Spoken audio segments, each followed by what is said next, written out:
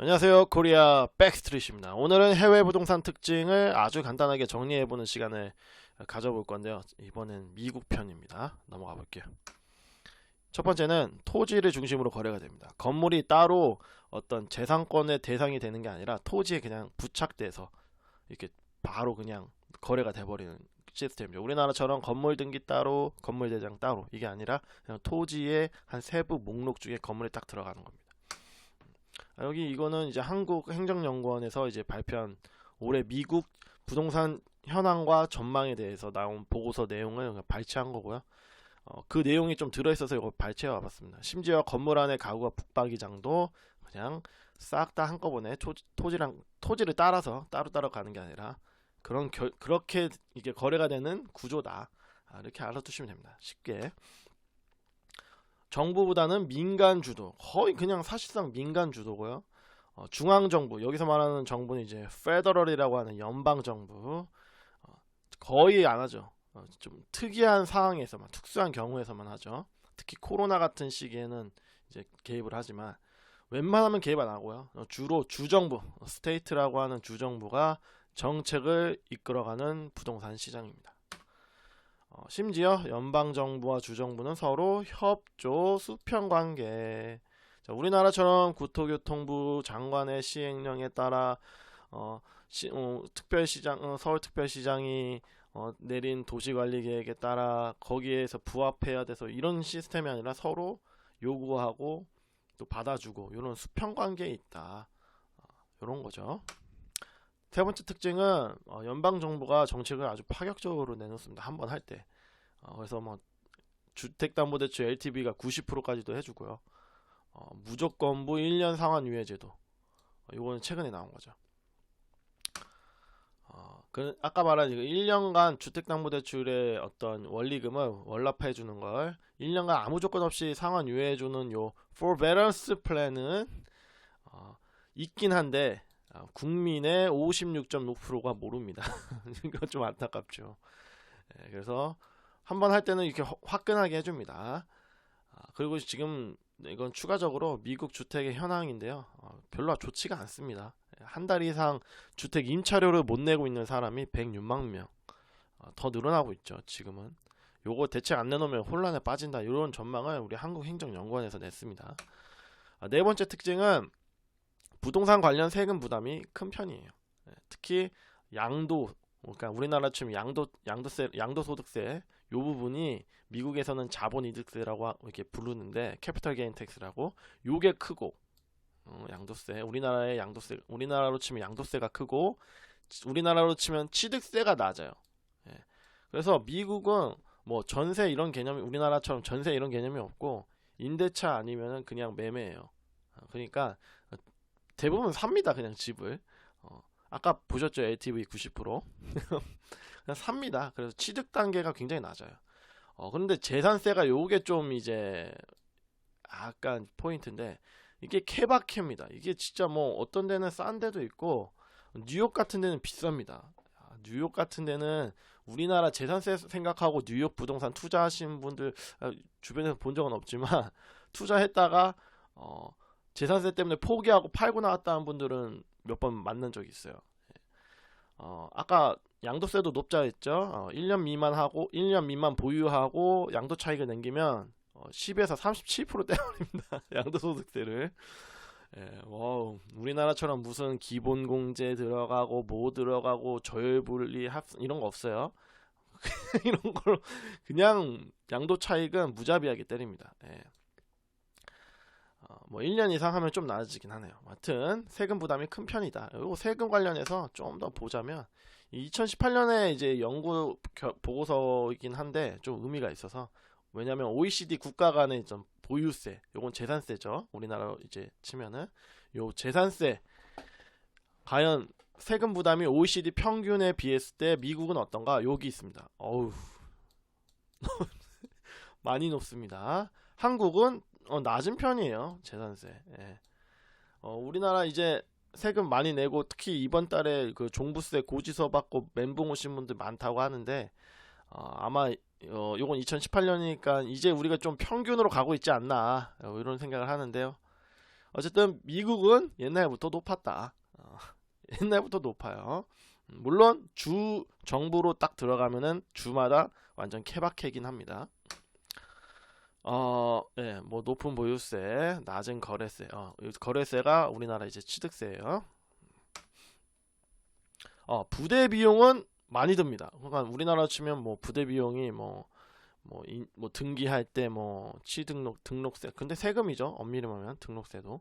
부대 비용 뭐 할 거면 뭐 무슨 공인중개사한테 주는 중개 수수료 정도가 이제 부대 비용의 가장 큰 비율이잖아요.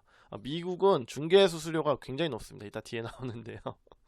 예. 그리고 막 이것저것 하는데 돈이 많이 들어가요. 특히 이제 소유권 확인 비용, 이게 뭐야? 등기 비용 우리나라 뭐 핸드폰으로 1,000원이면 떼잖아요. 핸드폰으로도 볼 수 있고. 근데 미국은 그런 시스템이 없어요. 그리고 미국은 요걸 굳이 왜 하냐면요, 소유권이 불분명한 토지가 굉장히 많아요. 그래서 그런 거를 확인해주는 서비스가 따로 있어요. 거기에 비용이 들고요. 그거 알아보는데. 그리고 그거를 보증해주는 보험 비용이 또 따로 있습니다. 예. 그런 회사가 따로 있어요. 아예. 요런 게 특징이에요. 그리고 중개 수수료가 비싼 편이죠. 5에서 6% 듭니다. 이건 진짜 우리나라 그 공인중개사법에는 중개보수라고 나와 있잖아요. 중개보수의 최대 요율이 0.9%에서 이제 합이잖아요. 아닌가? 예.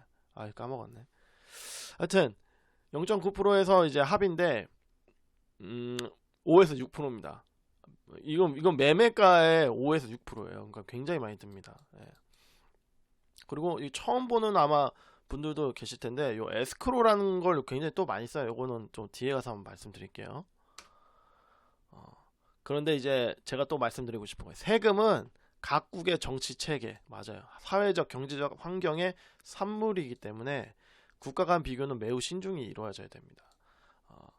미국의 어떤 정치 체계, 사회적 경제적 환경이 완전히 다르죠, 우리나라랑. 그래서 조세 어떤 좀 제도는 특히나 민감하고 조세 저항이라고 표현할 정도로 국민들의 어떤 예민한 부분이기 때문에 충분한 사회적 합의가 필요하고, 지금의 어떤 세금 부담은 그런 어떤 합의를 통해서 이루어진 거니까, 이번 정부의 부동산 정책은 저는 대부분 찬성하지만 좀 안타까운 게 세금 관련해서 또 아쉬운 것도 많이 있어요. DTI나 DSR 같은 거 규제도 좀 늦게 들어간 것도 좀 아쉽지만, 세금에 대해서 좀 충분한 사회적 합의가 이루어지지 않은 상태에서 이루어진 것 같아요. 그래서 좀 아쉽습니다.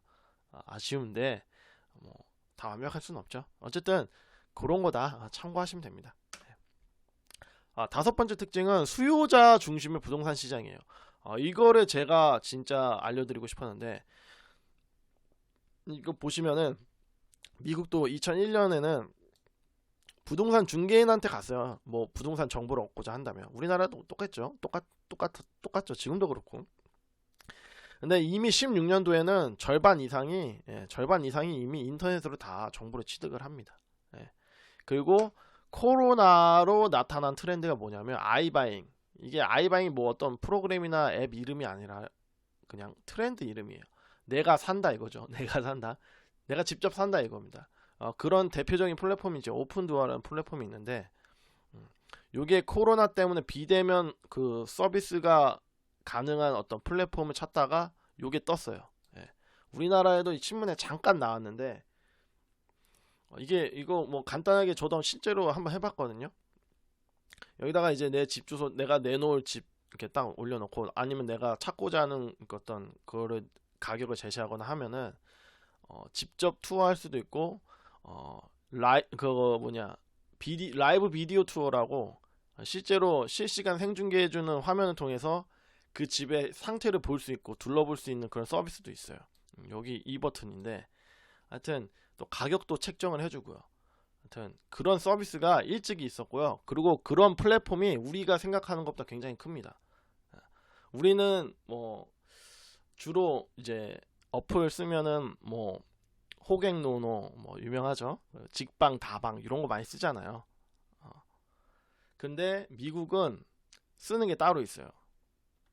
진로우라고 질러 아니에요. 질로. 요게 진짜 거대합니다. 얼마나 거대하냐? 나스닥에 상장돼 있어요. 2011년에 이미. 우리나라 다방 직방 상장사 아니죠. 요거는 상장을 해버렸어요. 상장할 정도로 규모가 크고요. 또 여기서 제공하는 가장 기가 막힌 서비스라고 제가 생각을 하는 거는 요거예요. 제스티메이트라는 주택 적정 가격 산출 시스템, 빅데이터를 활용해서요. 머신러닝, 그러니까 AI 딥러닝 같은 거죠. 거기다가 그 데이터를 러닝을 시키는 거예요. 머신에게, 그 AI에게. 그러면은 주택 가격을 적정하게 산출해줘요. 그러다 보니까 요런 걸 굉장히 신뢰하죠. 예. 이쯤에서 제가 좀 의문이 드는 거는 우리나라의 주택 적정 가격은 누가 잘 알까요? 그 아시는 분은 댓글을 달아주십시오. 예. 저도 사실 잘 몰라요. 예. 모르겠어요. 적정 가격. 하지만 비싸다 안 비싸다, 적정 가격보다 비싸다 안 비싸다, 적정 가격을 모르니까 이렇게 하죠. 거품이 꼈다 안 꼈다는 알 수 있죠. 그렇죠. 예, 그거는 이제 제가 전 영상에도 이제 소개를 해드렸죠. 자, 어쨌든 요런 게 있어요. 이미 미국은. 요런 걸 도입을 우리도 빨리 해야 되는데 아쉽네요. 자, 7번째 특징은요, 에스크로우 기반 거래라는 거예요. 에스크로우 기반이 뭐냐? 그러니까 신탁 거래를 주로 많이 한다라고 하시면 돼요.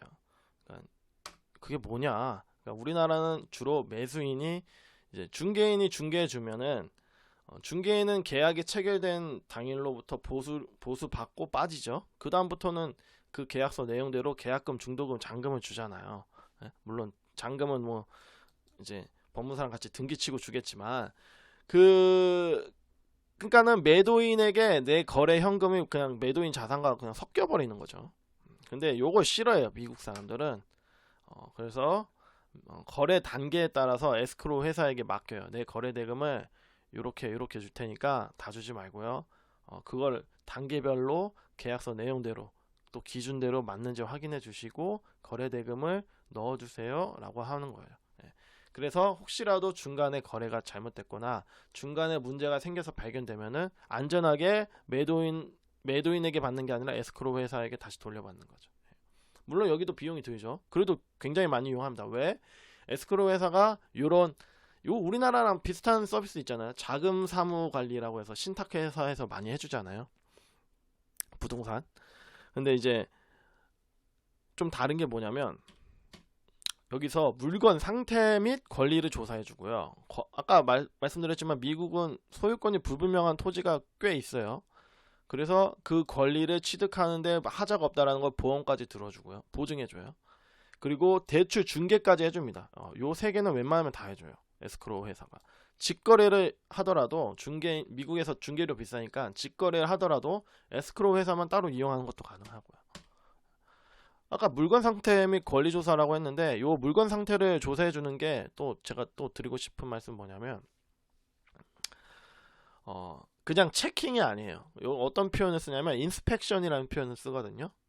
그러니까 꼼꼼하게 진짜 해주는 거예요. 그 물건 상태를. 예를 들면 집 벽지 도배 상태까지 이 회사 직원이 가가지고 직접 기준에 맞게 규격에 맞는지 확인을 해주는 거죠.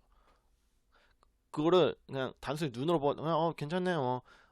이 정도가 아니라 진짜 보는 거예요. 뭐 강도는 어떤지. 그래서 체킹이라는 표현도 안 쓰고 인스펙션이라고 쓰는 거죠. 그러니까 그런 서비스를 자금 사무 신탁 관리와 함께 해주니까 요걸 굉장히 많이 써요. 에스크로우를. 우리나라도 도입이 됐죠. 법으로는 이미 하고 있지만 권고 사항이죠. 권고 사항이기 때문에 많이 안 하죠. 우리나라가 어떤 나라입니까? 빨리 계약해서 빨리 팔려고 가계약이라는 가계약금까지 주는 나라인데 에스크로우 요걸 통해서 언제 이 속 터져서 언제 합니까? 예, 복잡하게 안 하려고 하죠. 예, 그래서 미국은 근데 좀 달라요. 예, 이렇게 해줍니다. 다시 초간단 핵심 요약. 미국은 토지 중심으로 그냥 건물이 딸려서 거래된다. 전체적으로 부동산 세금이 세다. 케바케도 있지만 세부적으로는 인터넷 플랫폼 산업이 엄청 크다. 나스닥 상장사가 있어요. 나스닥. 이야 대단합니다. 제일 부러운 건 그 제스티메이트예요. 그 적정 주택 가격 산정 시스템. 기가 막히네요. 그리고 직거래와 그 아까 말한 아이바잉이란 트렌드, 그리고 에스크로 거래가 많다. 요런 특징들이 있습니다. 한번 이렇게 한번 정리해 봤는데요. 재미로 보셔도 좋고요. 혹시라도 미국에 대한 어떤 부동산에 좀 관심이 많으시면은 어, 구글링 하시면 또 꽤 많이 나오고요. 근데 그 시간을 좀 오래 걸리니까 요거 보시고 그렇구나 하고 정보 얻어 가셨으면 좋겠습니다. 오늘은 여기까지입니다. 감사합니다.